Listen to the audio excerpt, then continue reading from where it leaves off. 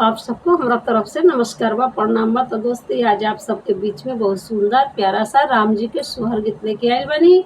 और जरूर सुनब जा। कैसन लागल कमेंट में बताइब जा, लाइक सब्सक्राइब करब जा, शेयर भी करब जा। लंकवा में सीता नहाइली सूरज गोड़ लागली आदित गोड़ लागली हो आदित्य तिरिया जनम जानी दीहा बड़ा रे दुख होला बड़ा रे दुख होला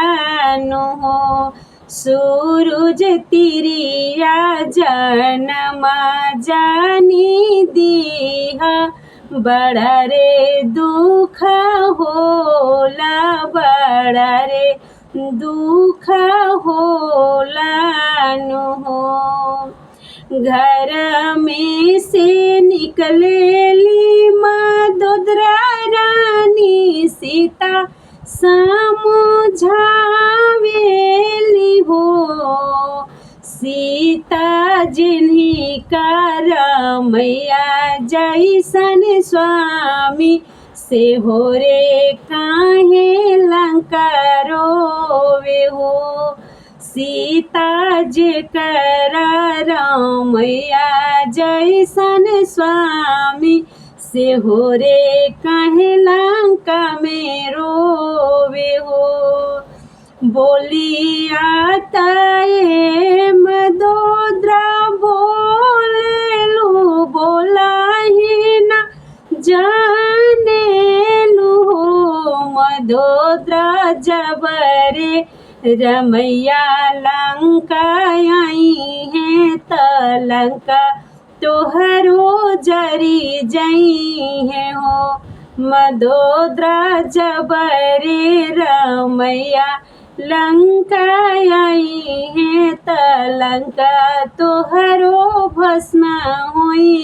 है हो। बोलिया ताए सीता बोलेलू बोला ही न जाने लू हो सीता रावण जी के 1,00,000 बेटा सावा हो लाख नाती अकेले राम